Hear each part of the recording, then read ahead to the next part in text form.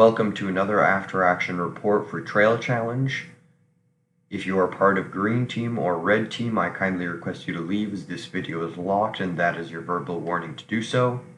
If you are new to Trail Challenge, it is an ongoing event where teams try to take control of an entire map with the risk-like rules, but where the combat takes place on the actual maps by creations built by the teams.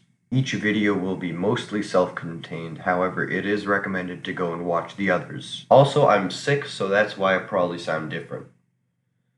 So as you can see here, these are the maps, the before and the after.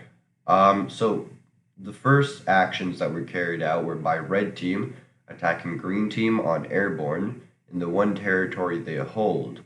The one territory they held, I'm not familiar with the Airborne map, but from my understanding, it is where the final boss fight takes place, if I'm not wrong. Green then lost, and so Red is now taking much more control of the central area. And then Green counterattacked the territory that Blue took last turn, taking back the entirety of Treasure Island. Blue then tried to follow up by taking that territory back, and promptly failed.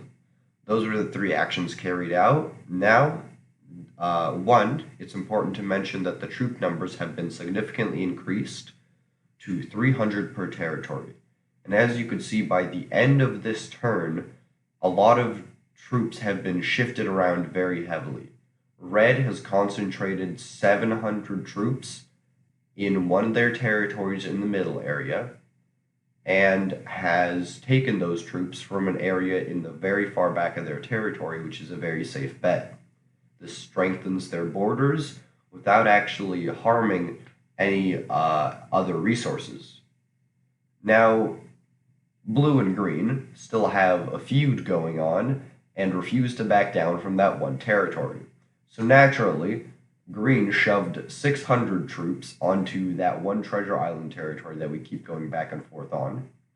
And Blue, me actually, I'm pretty sure I made the decision to push forward to have 500 troops at the border. I did do this stupidly because I didn't quite understand the rules on troop movements, because I moved from the adjacent territory. Apparently, I can move from anywhere inside connected territories, so I didn't have to expose a 200-troop Blue territory to a 700-troop Red territory. This will become plot relevant later. So, the first battle went okay. Green lost, it became Red territory. My predictions last time were correct. There was an increase in the amount of single-person craft and aircraft, because apparently people that play Trailmakers really like building aircraft, even when they really shouldn't, because a lot of the time it's optimal to just build something else. It is important to note here that the speed limits were violated. There were some rules issues. I won't go into who did what or what happened, but rules issues happened on pretty much every team this turn. So, yeah. When Green, right, okay, so Red Team, their vehicle for that attack was a two-person aircraft, with one being basically a ball turret gunner on the nose and the second being the pilot. Green Team all had separate air vehicles. One was a ring with a negative space in the center, and it was a ring of thrusters. I'll get into negative space next episode. Then there was Storm's Dragontail fighter, as usual, which I have to comment on because Dragontails are really not very efficient, especially not in this game, because it's complexity that matters, and currently each hinge is 5 complexity. What this means is that Dragontails have an insane complexity cost for the amount of benefit they give. Like, yes, they're nicer to fly, but in a place where cost effectiveness is absolutely critical and you need the most bang for your buck, it's not really a good idea in my opinion. So, Red Team won. Green team's turn. Green team pushed back on the blue territory of Treasure Island. Blue team lost. Why? We didn't have enough time to build the right creations. So I had to use a prototype. A prototype that didn't really fully work, which resulted in more rules violations. I won't really be getting into them. This time it was related to respawn issues. So what pretty much happened was I ran missiles. I put everyone on a single creation, and then Green Team ran multiple individual smaller fighters, like fighter aircraft, which again is exactly what I predicted in the last episode. The idea that because Trailmakers really like aircraft and Trailmakers players are really used to flying solo, they will naturally trend to making solo aircraft, even if the more optimal solution is a multi-person ground vehicle, as I have been doing so far. This is pretty much the exception to that rule, and it cost me. Basically, it had 5 missiles, each had a proximity fuse and a top speed of about 320 kilometers per hour. Most things in this weight class were supposed to have about like 150, maybe 200 if they used most of their team's complexity top speed in kilometers per hour. Again, rules violations, there were some related to speed, not going to get into them. So the problem was that the proximity fuse didn't actually go off all the time, and for some reason, very often, in times that it would have easily gotten kills, it failed to go off. This naturally caused a lot of pain because it didn't actually, do its job, and we got shot down repeatedly. The other flaw was, again, the speed, but also because it wasn't fully done. The idea was to have multiple people piloting each individual missile, so that there could be up to 3 missiles in the air at a time.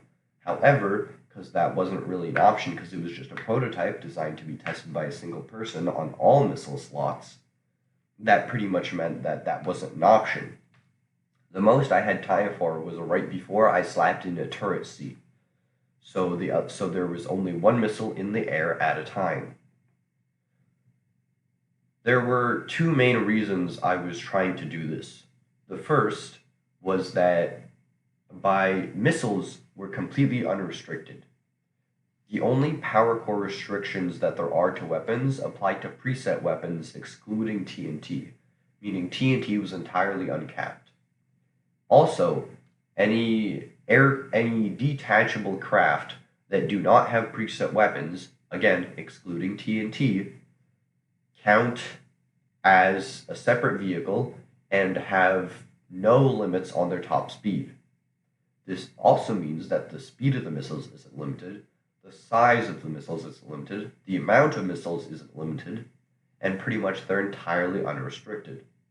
Unlike pretty much every other source of damage in this game, going from kinetic to explosive shells to just bullets to lasers, this is the only source of damage that is completely without restrictions, meaning it has the theoretical possibility to be the best.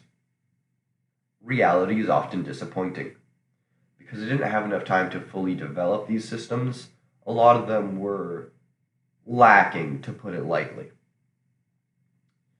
Naturally, during liftoff, because the idea was to use distance as a defense, fighters would try to come up to us and we would drop missiles down.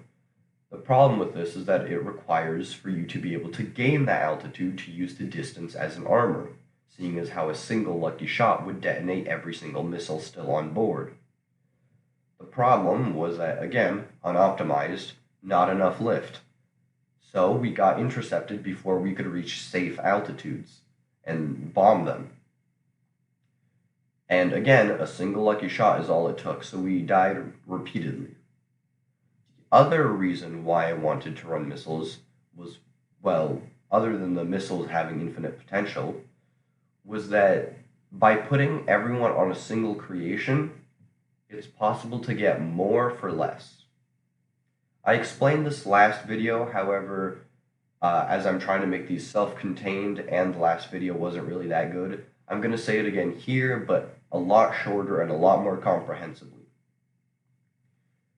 Every player on a creation adds one respawn to that creation.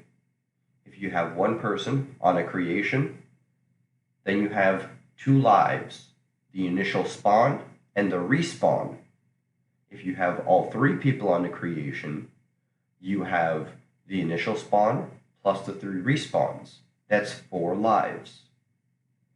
So when you only have one person per creation and you have 100 complexity, when you combine all creations, 2 lives times 100 complexity, 2 times 100, that's 200. So you have 200 total combat complexity.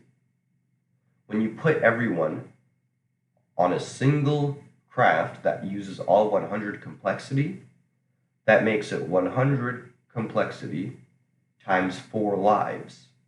That means you have 400 combat complexity.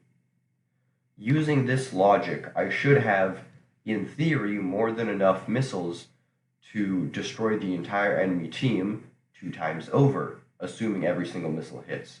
Assuming it doesn't, I should still have enough missiles for a clean kill on everyone. Now there is the other side of this argument, where single-hit weapons, like missiles, can entirely wipe out a single creation. So if you have everyone on a single creation, a single missile is all it takes to remove 100 combat complexity. Well, if you have people split up on 33 complexity creations and you have 3 separate of those, you would take 3 missiles to remove 100 complexity. Or I guess 99 since it didn't go into decimal points.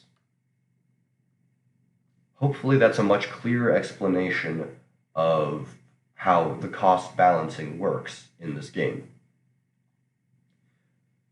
If there's one thing that I can recommend on how to apply it to your own creations, look at the rule set, look at anything that has odd or slightly off-looking interactions or something that isn't perfectly balanced, and then just start doing the math. Because then you discover things like this, which more oftentimes than not point to more optimal solutions than what you would have originally thought. Naturally, because everything went wrong and I got intercepted before I managed to go all the way up and it was still a prototype and obviously was still lacking multiple features, it didn't go anywhere. Blue promptly tried to counterattack that same territory, again in the same vehicle. This time with properly working proximity fuses, because I had to deactivate some of them before, because who would have thought prototypes had issues, and I needed to fix those before I could even use it in combat. This time, again, still a loss, because I think lift was one of the bigger issues here. That's how the map has developed so far, and all combat that has gone through the map. Looking into the future now, it is clear that Red, over the last 2 turns, has been gunning for full control of the airborne map, which is the central map location. And as you could see towards the end of this turn, Green is also trying to push into the airborne map and trying to fight Blue, us, because we keep going back and forth on that one territory.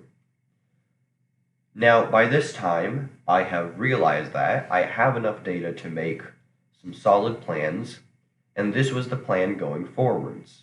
Because I'm recording this late, I can say for the future that it all went wrong, but, you know, that's for later.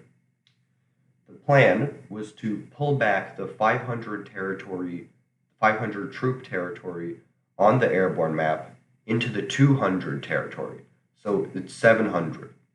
That means that if Red attacked, it would be an even match, 700 versus 700.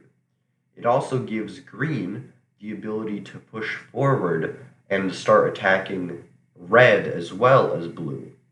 This would take pressure off of Blue team while reinforcing its borders without overextending it, which is what began to happen.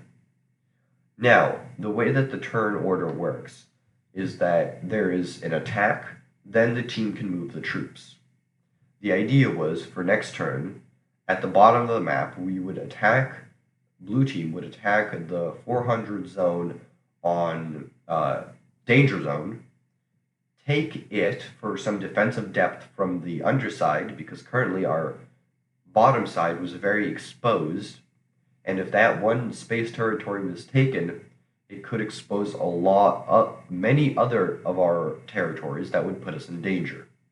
So the idea was to take a bit of danger zone using a new strategy, which got promptly banned because it was too annoying. Again, speaking from the future here. And then, after taking that area, we would retreat our troops. The expectations would be that either red or green would have gone to the new zero complexity zone that we made by retreating, which would count as an automatic victory and take up their attack action. Naturally, it all went wrong, but that's for next week's episode. That's pretty much it. Ask questions. There was a lot more, but again, I'm working on cutting these things down to be more manageable and so that I can hop onto the proper schedule faster. Other than that, that's really it, and goodbye.